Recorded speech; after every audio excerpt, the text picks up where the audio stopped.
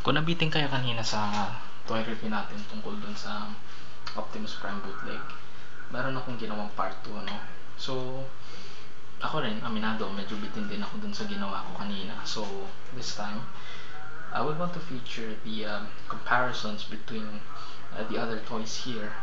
Kasi, natataka kayo gaano to kalaki. I'm not really particular when it comes to sizes, kung ilang inch to, hindi ko alam. But just to give you an idea, I just took some toys here with me. Siguro naman kilala nyo to, no? Kilala nyo yan kung sino yan. Yan yung 25th edition ng Optimus Prime. Okay, itabi natin sa kanya. Ayan. So kung medyo naliliitan pa kayo dito sa bootleg na Optimus Prime, kunin ko pa yung isa. Okay. So this guy here, this is the 2007 G1 edition ng Optimus Prime. Tabi natin. Okay? Alright, so basically wala na akong ibang laruan pa na malaki or Transformers na malaki bukod sa isa, which is eto, nirelease to noong 2009, and fortunately I was able to purchase this at a very cheap price, 800 pesos. This is Bruticus. Yan. Siguro naman kilala niya yan, ano? Si Bruticus, siya yung Combaticons. Basically, akala natin nung una, itong si Bruticus, yan na yung pinakamalaki. Yan na yung paniniwala ko nun. Pero meron pa palang tumalo sa kanya. At isang Divisoria to yung tumalo sa kanya. Kung hindi ako nagkakamali, itong si Bruticus, ito yung kasize nung actual na original form nito, original version nito, isang to.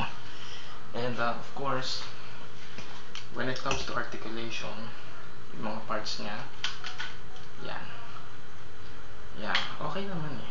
Well articulated din naman yung mga parts niya.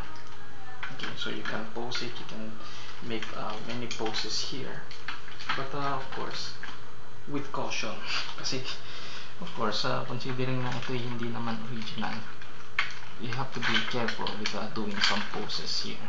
Yan. See, tingnan mo, inaalalayan ko pa. Ganyan ito special tong laruan na to eh. Pagka ipopose mo siya, kailangan naalalayan mo muna. And of course, handle with care. Yan. And tsaka, ang isa pa nito, ang difference nito sa original, yung daliri niya, sa original kasi nagaganyan mo yung daliri. Ito hindi. Firm siya. Steady lang siya. And of course, as I mentioned earlier in our review, yung pinaka-paa niya is flat. Dun sa original, nakaganyan yan. Mahaba pa to eh. Mahaba pa yung paa niya eh. Dun sa original. Ito hindi. May clean up siya. Yan. Right.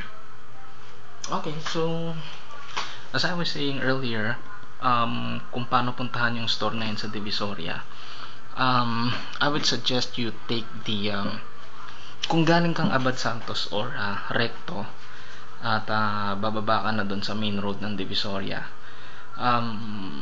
lumakad ka lang doon sa hanggang sa may Tutuban Mall, doon sa may escalator part, tapos tumawid ka sa kabilang kalsada, yung sa may side na ng Binondo, kasi yung Tutuban part, yung Tutuban Mall part, Divisoria part yun eh. Pag tumawid sa kabilang kalsada, yun yung Binondo part. Pagtawid mo doon, makikita mo yung building na kinoconstruct, lagpasan mo yun. Yung kauna-unahang eskinita, yun yung pasukin mo. Then, doon ka maglakad sa bangketa, wag sa road, wag sa main road. At pag malapit mo nang matumbok yung kalye ng Soler, doon mo makikita yung store na yun. Ayan. NBI, binibigyan na namin kayo ng tip. Joke lang. No, it is a very good store in terms of bootleg. So if you're a bootleg fanatic, you'll miss half of your life when you do not come across that road. Okay, so this concludes our toy review for today or tonight.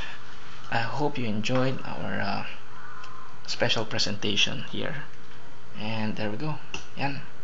Pasensya na kayo, wala akong yung original version yung malaki na yan. But I hope you like this review.